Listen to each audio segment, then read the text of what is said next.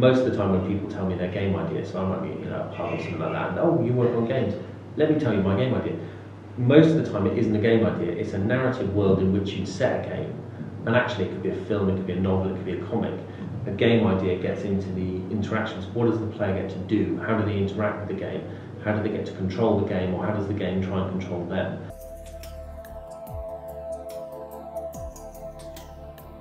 There's a lot of hand waving, and then there's a lot of shouting and moaning. Yeah, I mean, I think everyone, you discuss it in vague terms, what kinds of games would you like to make? And then there's a fair amount of scribbling on whiteboards, and we had to think about technical side of things for the iPhone. I mean, we obviously wanted to make it look as good as we could. We'd also get it running on the Retina and the iPad without too much extra work. So, the technology we developed, we would write so that it would scale according to the platform it was on, and use the graphics accordingly. I'm constantly surprised at how, even artistically, how technically heavy it is. It's not, if you're good at drawing pictures, it doesn't mean you're going to be good at making video game art, or if you're reasonable. It takes a lot of discipline, as Stuart says, to kind of make this stuff work together. And I think I was lucky enough to find two people to work with who are very, very good at what they do. So individually, they're excellent at what they do, and that's key. You need that mix of people who bring the different skill sets to the table. I think we all pretty much knew the kind of games we were going to do as a first start. Even before we got to that, though, we had that big concept meeting where we had a number of game concepts on the table, and some of them were much shorter, sort of 2-3 month project cycles, and we went through a lot of did we want to do this, and we had games that were much more puzzly, games that were much more sort of quick to play, sort of casual, and then we settled on the worst idea of the hardcore, longer to make game, rather than the easy to make casual game.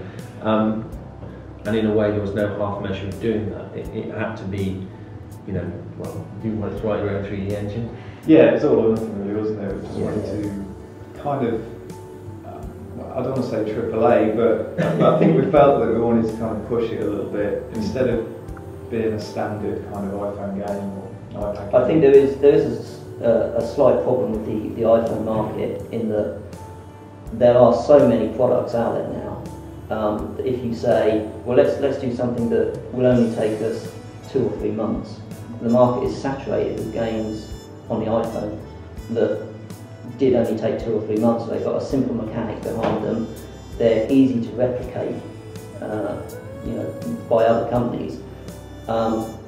So that in itself is a risk.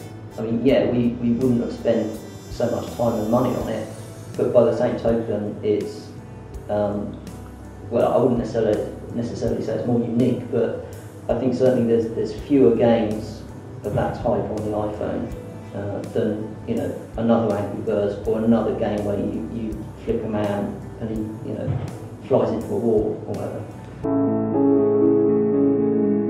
The game is called Call of Cthulhu: The Wasted Land. It's a turn-based strategy game with heavy role-playing elements in it. It's based on the writings of a cult horror writer called H.P. Lovecraft, who was writing horror around the kind of 1920s, 1930s. We're using the game system of Call of Cthulhu, which is a paper-based role-playing system, and we're adapting some of the elements of that. We're working with Chaosium, who published that game, in order to bring this together, and they've been sending us ideas and looking at the design documents and things like that. I don't think we rejected much since we started. I mean, obviously we rejected whole game ideas right at the start, but once we got started, I don't think we've gone down too many blind alleys. Well, none of the ideas actually that we rejected, I would say, are rejected outright. I keep a list of game idea stuff, or ideas that can go in games, and it's huge. I think one of the great things about doing this game and the style of what we're doing at us as a company is we absolutely see the release of this game is really potentially just the start of what we do, because if you're doing game on mobile or you're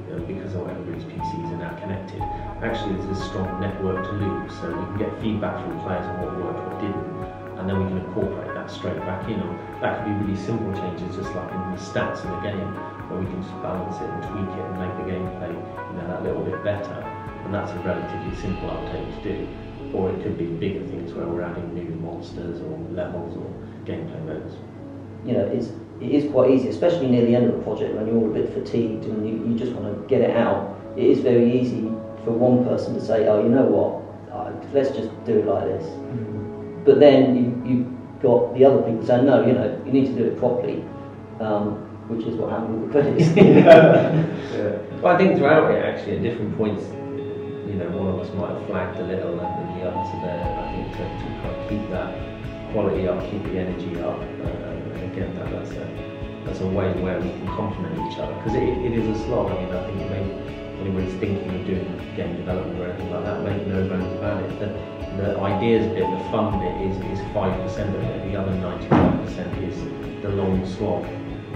That doesn't make the 5% worth it, but don't be under any illusions how much work it is.